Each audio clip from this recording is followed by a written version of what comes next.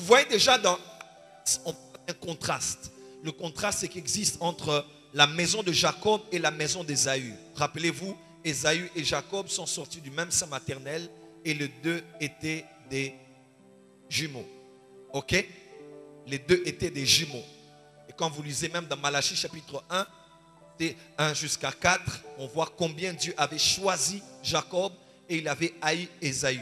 Et Ésaü est toujours attaché à Édom parce que Ésaü c'est Édom. Plus tard, après s'être séparé de son frère, il est allé s'installer sur une montagne qu'il a identifiée d'ailleurs, la montagne de Séhir, la montagne de Édom, qui a abrité, qui a hébergé, dans laquelle ont habité les Édomites. Okay. Ceux qui sont descendants d'Ésaü. Et ceux de Jacob ont habité sur d'autres terres. Et on fait un contraste entre les descendants d'Ésaü et les descendants de Jacob. Amen.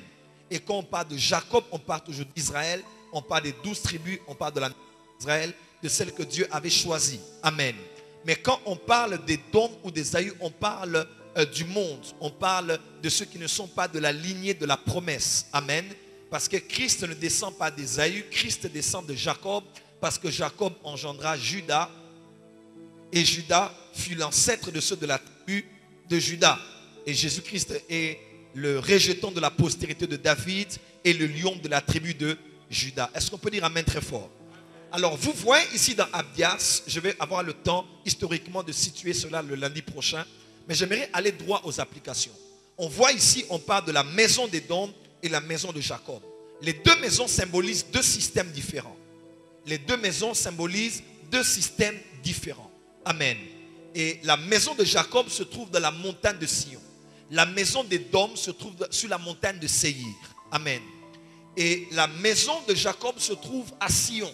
Sion signifie beaucoup de choses dans les Écritures. J'en parlerai profondément lundi prochain. Mais vous allez voir que Sion, à part le fait de représenter un lieu géographique dans une certaine partie de Jérusalem, plus tard, on a identifié Sion même à Jérusalem. Plus tard, on parle de Sion d'ailleurs comme tout Israël. Plus tard, on parle de Sion comme étant la nouvelle Jérusalem. Plus tard, on parle aussi de Sion comme étant une dimension spirituelle. Nous nous sommes approchés de Sion, de la montagne sainte, de la montagne de Dieu. Au milieu des myriades d'anges, disait celui qui avait écrit l'épître aux Hébreux. Donc Sion veut dire beaucoup de choses, beaucoup plus qu'un lieu géographique. Mais Sion veut dire aussi l'église de Jésus-Christ. Sion veut dire aussi l'église de Jésus-Christ dans sa phase finale, c'est-à-dire sa phase gouvernementale, sa phase de domination, sa phase d'impact sur la terre. Je ne crois pas que parmi les signes du temps de la fin, il n'y aura que l'apostasie. Je ne crois pas que dans le temps de la fin, il n'y aura que comme signe, l'amour d'un grand homme diminuera et l'iniquité va grandir. Je ne crois pas que seulement parmi les signes du temps de l'église du temps de la fin, on mentionnera l'homosexualité et beaucoup d'autres choses concernant l'idolâtrie. Mais je crois aussi concernant, avant la moisson finale, que les anges viennent prendre et séparer l'ivraie du bon grain. Je crois que les deux vont croître ensemble.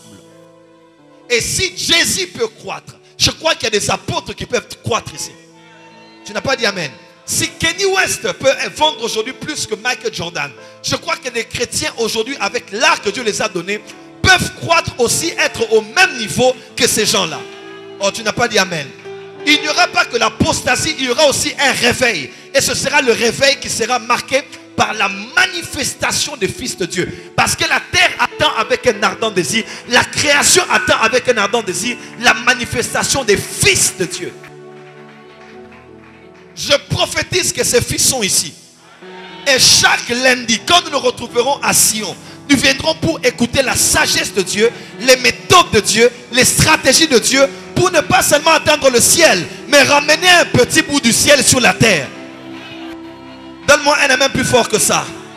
Oui, nous ne sommes pas encore à Cana, mais 12 espions sont entrés à Cana. Ils ont pris les grappes de raisin de Cana. Ils sont revenus avec ici.